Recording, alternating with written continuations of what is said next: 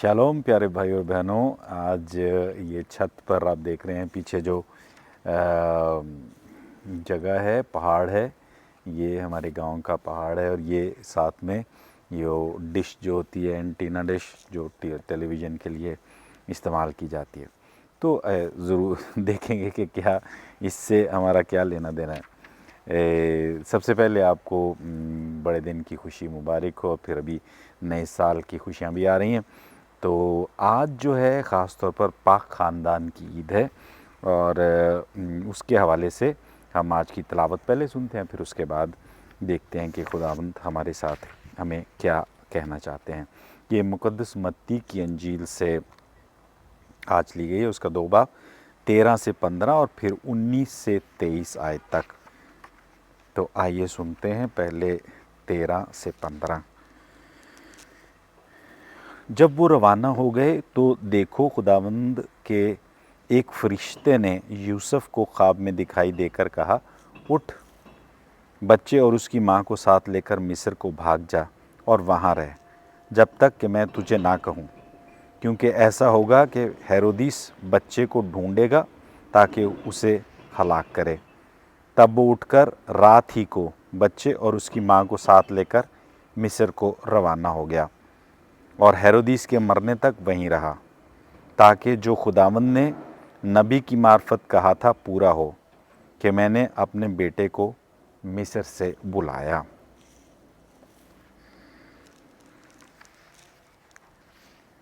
फिर उसके बाद 19वीं आयत से,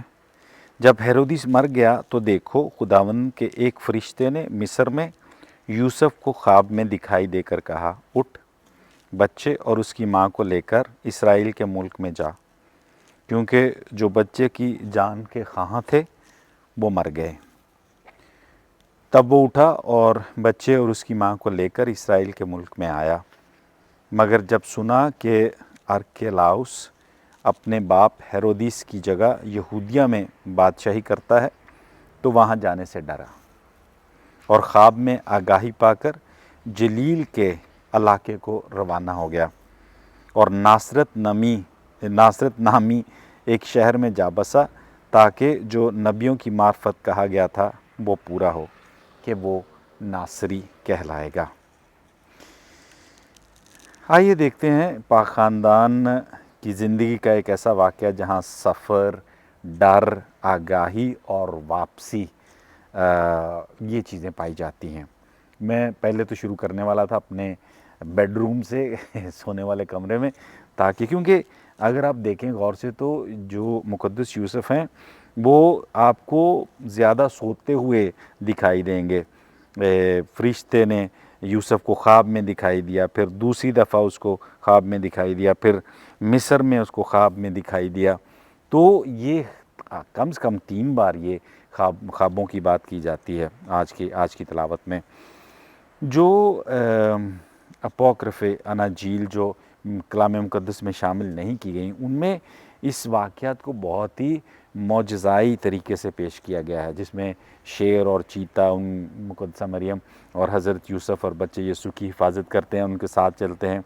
खजूरों के दख्त जो हैं वो झुक कर अपना फल उन्हें पेश करते हैं। यीशु ख़ुद जो है वो सफ़र को तेज़ी से चलाने की कोशिश करते हैं ताकि उसके वालिदैन को गर्मी महसूस ना हो,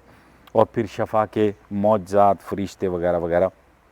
लेकिन ये क्योंकि अनाजील में शामिल नहीं, तो हम ज़्यादा जो अपनी तवज्जो है वो इसी अंजील के हवाले से, इसी वाक़या के हवाले से देखते हैं कि असल में हमें क्या कहा जा रहा है, क्या पैगाम जो है वो मुक़द्दस मत्ती देना चाहते हैं। याद रहे हमेशा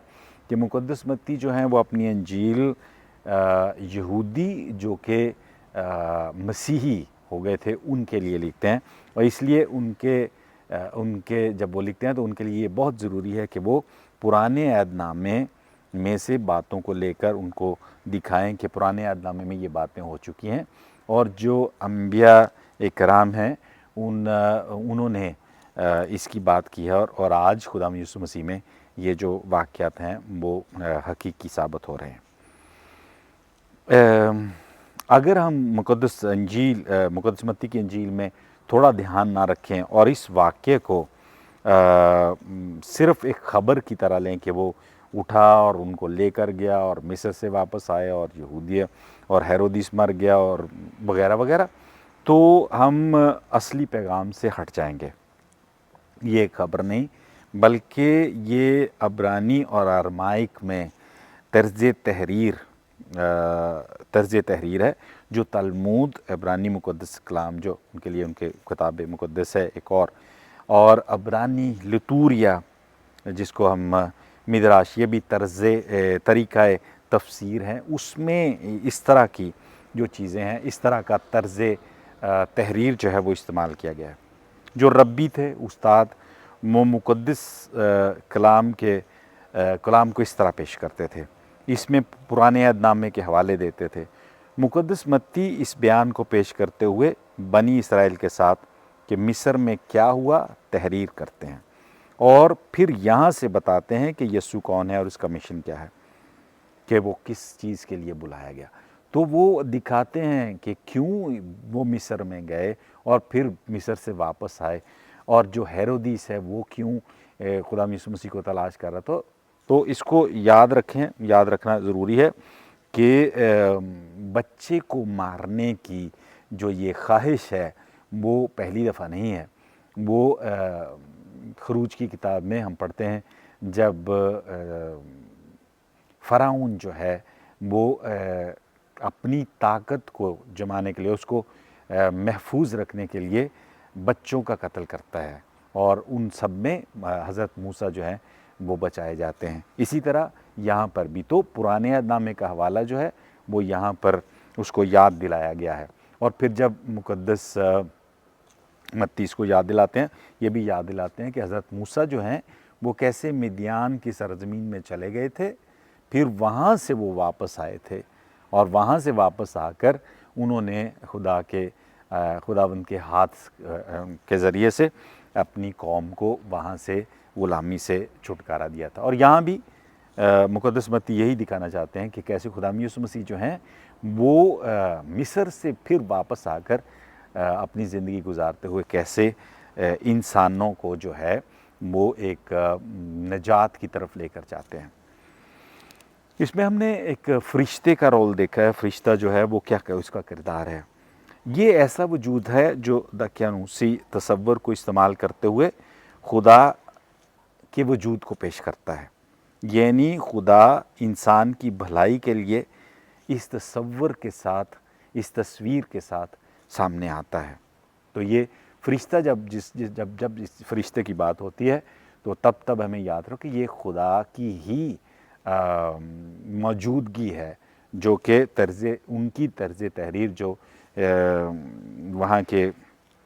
قدیمی مصر کے وسطی کی طرز تحریر تھی، اس کے مطابق وہ خدا کو ظاہر کرتے ہیں۔ پھر ہم نے دیکھا، جیسے میں کہہ رہا تھا کہ میں اپنے سونے والے کمرے میں یہ شوٹ کرنا چاہتا تھا، لیکن کیونکہ اس میں خواب کا بہت ذکر کیا گیا، 3 دفعہ کم سے کم ذکر کیا گیا ہے۔ خواب ایسی حالت ہے، ایک تو یہ بات کلیئر ہے، صاف ہے کہ خواب جو ہے وہ جو یہاں بات کر رہے ہیں وہ رات کو سونے والے خوابوں کی بات نہیں کر رہے۔ یہ ایک ایسی حالت ہے جہاں الہی انکشافات کیے جاتے ہیں، اور بائبل مقدس میں اس کے بہت سے واقعات ہیں۔ پرانے عہد نامے میں بھی ہیں، جب ابراہیم، یعقوب اور یوسف جو مصر میں تھے، ان کی جو حضرت یوسف تھے مصر میں، وہ خوابوں کی تعبیر کرتے ہیں۔ اور پھر حضرت سلیمان کا خواب جو ہے وہ بھی ایک بہت اہم خواب ہے۔ یہ پہلے ملوک کی کتاب ہے، اس کا 3 باب، اس کی 4 آیت میں جب خدا خود موجود ہو کر خواب میں کہتا ہے کہ تمہیں کیا چاہیے، تو وہ ان سے حکمت مانگتے ہیں۔ تو یہ مقدس متی کی انجیل میں کم از کم 6 دفعہ خوابوں کا ذکر کیا گیا ہے۔ اس میں ایک خواب تو وہ بھی ہے جو پلاطس کی بیوی نے وہ دیکھا تھا، لیکن یہ میٹافوریکل نہیں ہے، یہ استعاراتی نہیں ہے۔ یہ متی 27 باب 19ویں آیت میں اس کا ذکر کیا گیا ہے۔ اس میں آپ کو یاد ہوگا کہ اس خواب میں کیا ہوا تھا، کہ جو اس کی بیوی ہے پینتوس پلت، اس کی کہتی ہے کہ اس آدمی سے نہ کرو جھگڑا، اس کی وجہ سے مجھے تکلیف، خواب میں تکلیف ہوتی۔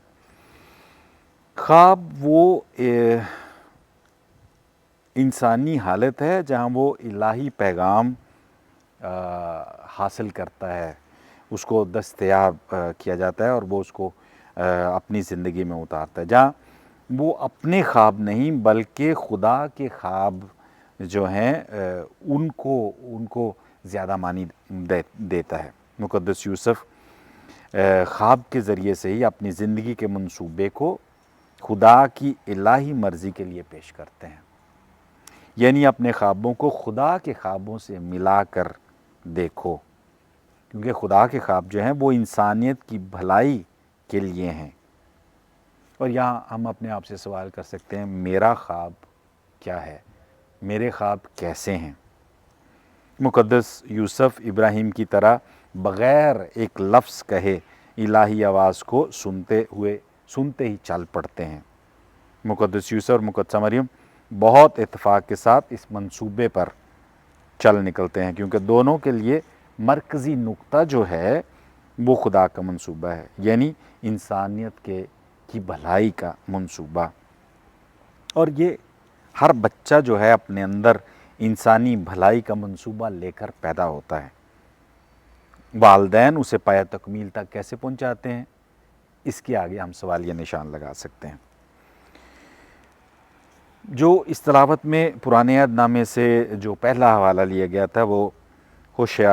اس کا 11 باب اس کی پہلی آیت میں ہے، جب اسرائیل ہنوز بچہ ہی تھا تو میں نے اس سے محبت رکھی اور میں نے مصر سے اپنے بیٹے کو بلایا، پھر اسے اپنے گال کے پاس لگایا، اسے جھک کر کھلایا، پھر مصر کی غلامی سے اسے رہائی دلائی اور اس کو پھر وعدہ کی ہوئی سرزمین میں لے کر آیا۔ یہ واقعہ جو ہے خدا یسوع مسیح کو مقدس متی جب بتاتے ہیں کہ وہ مصر میں جاتے ہیں اور وہاں سے خدا نے اپنے بیٹے کو بلایا، یہ وہ نبوت ہے جو کی گئی تھی، جو ہوشیع نبی جو ہیں اس کے 11ویں باب میں کی جاتی ہے۔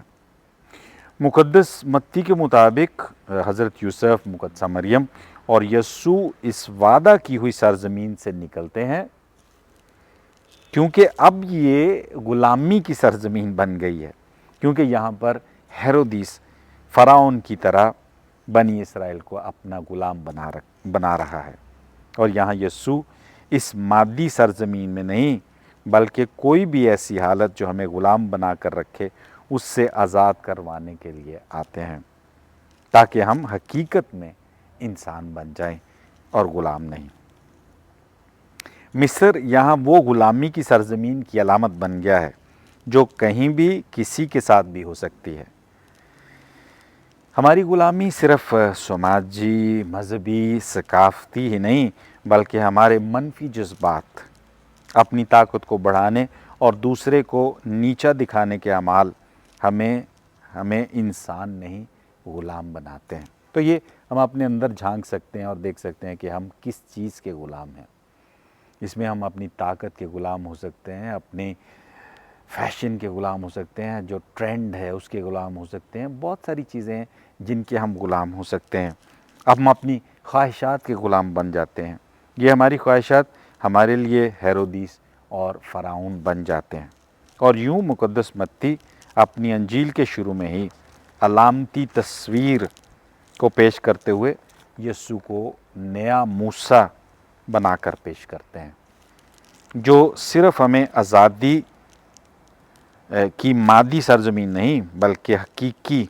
اندر کی آزادی جو ہے اس کو کیسے حاصل کیا جاتا ہے وہ پیش کرتے ہیں۔ جو دوسرا حوالہ ہے وہ ہے ناصرت کا۔ پرانے عہد نامے میں اس کو ناصری کہا جائے گا نا، جس کے ساتھ ہم نے آج کی تلاوت ختم کی تھی۔ ناصرت پرانے عہد نامے میں کہیں بھی نہیں، اس کا ذکر جو ہے کہیں بھی نہیں کیا گیا، کہیں نہیں ملتا۔ عبرانی میں اس کا مطلب جو ہے نیتسر، جس کا مطلب شاخ یا کھلا ہوا پھول جو ہے، اور جب وہ کمپل جو نکل رہی ہے اس کی، کیونکہ اگر آپ نیٹ پر جا کر دیکھیں تو جو ناصرت ہے وہ درمیان میں ہے، اور اس کے ارد گرد جو شہر ہیں وہ اس طرح ہیں جیسے ایک پھول کی پنکھڑیاں جو ہیں وہ کھلی ہوئی ہیں اور وہاں سے جو یہ کومپل ہے وہ نکل رہی ہے۔ تو شاید اس وجہ سے اس بات کا ذکر کیا گیا ہے، اس تصور کو پیش کیا گیا کہ وہ ناصری کہلائے گا، یعنی وہ کومپل کہلائے گی۔ اور یہ ہمیں یاد دلاتی ہے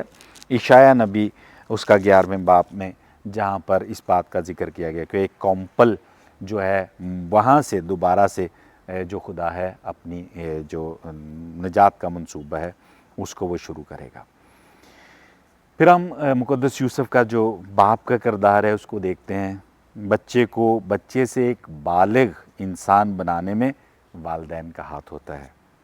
یہ خدا کو ماننے والے یہی کہتے ہیں کہ ہم خدا کے بچے ہیں، لیکن ہماری تربیت کرنے میں والدین کا ہاتھ ہوتا ہے۔ اور یہاں ہم کہہ سکتے ہیں کہ یسوع کے والدین اس سے سچ میں خدا کا بچہ بنانے میں صحیح کردار ادا کرتے ہیں۔ اور خدا نے ان دو لوگوں کو، حضرت یوسف اور مقدسہ مریم کو چنا، اور اس کا جو چناؤ تھا، اس کا جو انتخاب تھا، وہ سچ میں ایسا نکلا کہ انہوں نے اس کی تربیت اس طرح کی تاکہ وہ حقیقت میں خدا کا بچہ نظر آئے اور خدا کے جو جلال کو ظاہر کرے۔ تو آج کے جو پاک خاندان کی عید کے موقع پر ہم یہ دیکھ سکتے ہیں، دو باتیں نکال سکتے ہیں۔ ایک کہ ہمارے خواب جو ہیں کیا وہ انسانیت کی بھلائی کے لیے ہیں، ہمارے خواب خدا کے خوابوں سے ملتے ہیں، اور دوسری بات یہ کہ ہم اپنے بچوں کو کیا ہم خدا کا بچہ بنانے میں کردار ادا کرتے ہیں۔ یہ ایک ہمارے لیے ایک نیک خواہش بھی ہو سکتی ہے۔ میں آپ کو اس نیک خواہش کے ساتھ آج کی جو عید ہے اس کی مبارکباد دیتا ہوں کہ خدا ہمارے اندر یہ جو ہے دو چیزیں وہ پیدا کرے کہ ہمارے خواب جو ہیں وہ خدا کے خوابوں سے، یعنی انسان کی بھلائی کے لیے وہ خواب ہوں، اور دوسرا کہ ہم اپنے بچوں کو جو ہے وہ خدا کا حقیقت میں بچہ بنا سکیں، ہم خود بھی کسی چیز کے غلام نہ ہوں، ہمارے اوپر کوئی ہیرودیس یا فرعون نہ ہو، بلکہ یہ جو چھوٹا سا بچہ ہے جس کی تربیت ان والدین نے کی ہے وہ ہمارے لیے ایک مشعل راہ ثابت ہو۔ شالوم بھائی اور بہنوں، آپ سب کو، آپ کے خاندانوں کو بہت مبارک ہو۔